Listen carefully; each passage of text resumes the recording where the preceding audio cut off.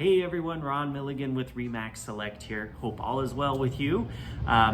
This time around, I wanted to talk about inventory in months, which is a phrase that realtors throw around a lot.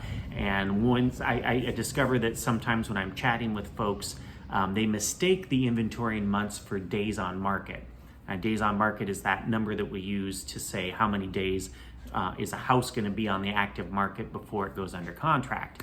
Inventory in months is different from that though. So inventory in months is a measure of supply and demand for housing. And the way that we calculate that is with the average number, not the average number, the total number of active listings. So the listings available, the homes available for purchase, not under contract, not sold, active, only active listings. So that's our supply. And on the other side, we have our demand, which is our buyer activity.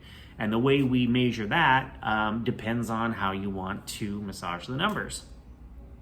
So you can do something where, and this is what we typically see with RMLS when they're calculating their inventory in months, is they'll average the number of sales over the past 12 months. So they'll say, okay, how many sales have we had in the past 12 months? We're going to divide it by 12, and that'll give us the average number of sales per month. Hey, that's our buyer demand. Then we take that number and divide it into the number of active listings, and there we get this number, which right now, as of August of 2021, is 1 month of inventory.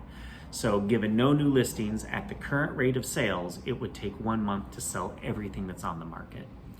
An average market in the past, like a typical market or a balanced market in the past, has typically been around 6 months of inventory, although analysts have been changing their benchmark for what is a balanced market, and they're moving it down to 4 months of inventory, or even as low as 3 months of inventory. So I suspect that it's probably somewhere in the middle. So I always say something like a balanced market, neither a buyer's nor seller's market. It's probably somewhere between 4 to 6 months of inventory. If we're less than that, it's a seller's market, it's a seller's advantage. If we're over 6 months of inventory, then it's a buyer's market and it's a buyer's advantage. During the housing crisis in 08 and 09, we saw inventories get really high. We got them up into like 17, 18 months of inventory. And right now we're on the absolute opposite extreme of that. The lowest inventory we've seen probably ever in the Portland market.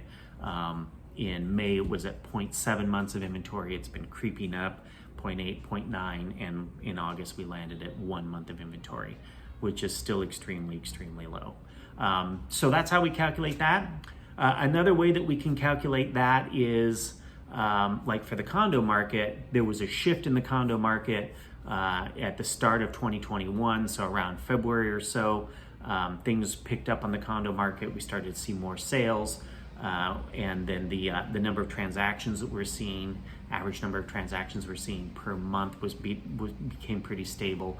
The number of active listings became pretty stable, and so doing a 12-month calculation pulled in that time when the virus hit and people stopped buying condos and the condo market kind of got thrown into disarray.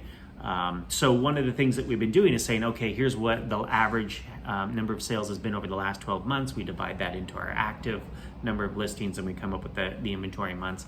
But we also say, what's it been like since the market shifted? So we look back and do an average of the number of closings that we've seen since around February or March of this year. And those are better numbers than we have for the 12-month average, but it's more indicative of what's going on right now. So we can massage the numbers a little bit and get them down by taking a different sampling. So I hope that makes all sense to everyone. If you have any questions about that, feel free to reach out to me. I'm always available and happy to help. All right, see you soon.